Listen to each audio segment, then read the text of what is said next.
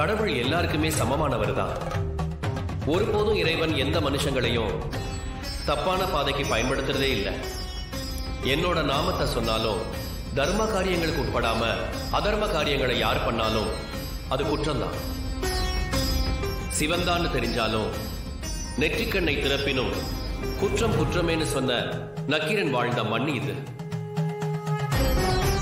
வாழ்க்கையில எல்லாத்தையும் கடவுளே நேர்ல வந்து செய்யணுங்கிற அவசியம் இல்லை.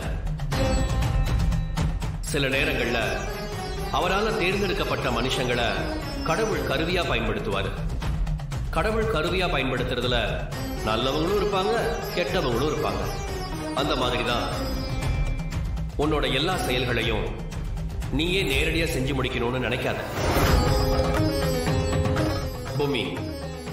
அதுக்கு சில மனுஷங்களை நீ கருவியா பயன்படுத்தினா உன்னோட செயல்களும் நீ நினைக்கிற காரியமும் சீக்கிரமா முடிஞ்சிடும்.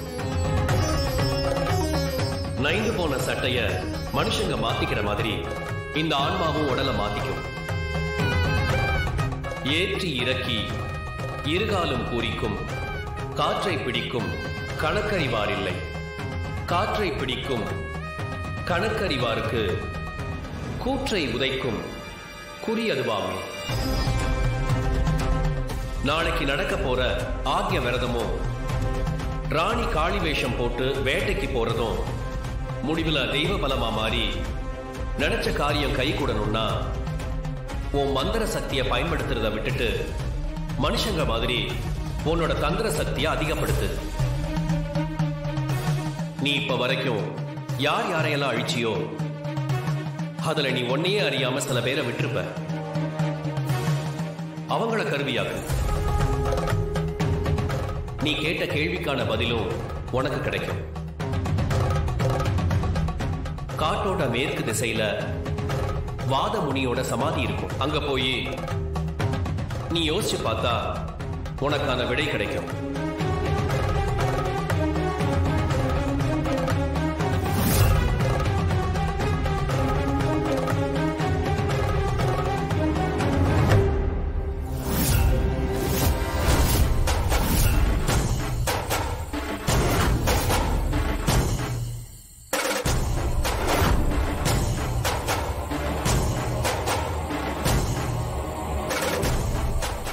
நான் இப்ப வரைக்கும் அழிச்சதுல யார் விடுபட்டு போயிருக்காங்களோ அவங்கள கருவியாக்கிக்கோன்னு சொன்னாரு. கடைசியில நான் கேட்ட கேள்விக்கான பதிலும் அதுல இருக்குன்னு சொன்னாரே. அதுவும் வாதமுனி சமாதி இருக்கிற இடத்துக்கு போய் யோசின்னு சொன்னாரு.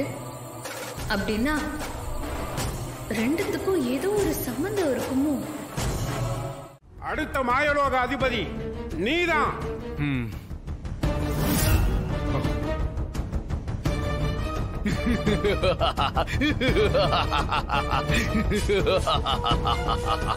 வர இப்போவே அந்த இடத்துக்கு உன்னை தேடி நானே வர.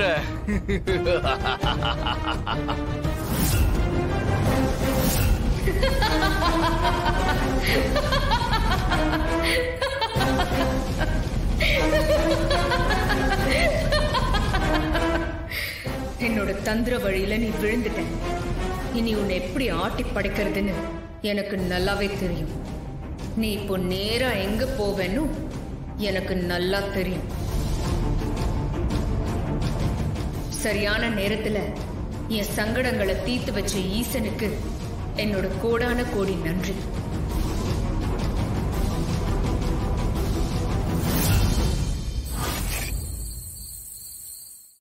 வாக்கா ராணி.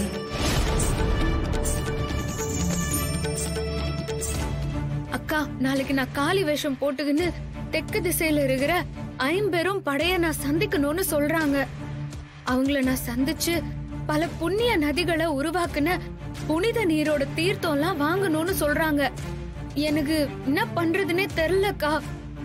ராணி, வேம்பு சார் எப்படியாவது நல்லபடியா மீட்டு கொண்டு வர்றது இப்போதைக்கு நம்ம 2 பேரோட கையில தான் இருக்கு. உன்னோட கையில அந்த 5 பேரும் படையோட தீர்த்தம் கிடைச்சா மட்டும்தான் வேம்பு சார நம்மளால காப்பாத்த முடியும். சரிக்கா, முதல்ல தாடிகாரன் எங்க இருக்கிறான்னு தெரியாம அந்த தீர்த்தத்தை எடுத்து நம்ம என்னக்கா பண்றது? நீ அத நினைச்சு மனச போட்டு குழப்பிக்காத. நீ நாளைக்கு காலையில காளி வேஷம் போட்டதுக்கு அப்புறம் நீ நீயாவே இருக்க மாட்ட. நீ காளி வேஷத்துல இருக்கும்போது என்ன பிரளயம் நடக்க போகுதுன்னு நமக்கே தெரியாது ராணி. இப்போ துஷ்ட சக்திகள் வீரியமா இருக்கிறதுனால சில நேரத்துல நாமளே பலவீனம் ஆயிடுறோம். அந்த துஷ்ட சக்தி நம்ம கவனத்தை திசை திருப்பறதுக்கான எல்லா வேலையும் செய்ய ஆரம்பிக்கும். முதல்ல வேம்பு சார் எங்க இருக்காரு, அந்த இடத்த எப்படி கண்டுபிடிக்கிறதுன்னு நம்பூதிரி எனக்கு சில வழிமுறைகளை சொல்லிருக்காரு ராணி. நீ காளி வேஷம் போட்டு தெற்கு திசை பக்கம் போறப்போ அதுக்கான வேலைய நானும் ஆரம்பிச்சிருவேன். அதனால நீ எதை பத்தியும் கவலைப்படாம இரு. நம்ம வேம்பு சார நல்லபடியா காப்பாத்தணும்னு மட்டும் மனசுல நினைச்சுக்கோ.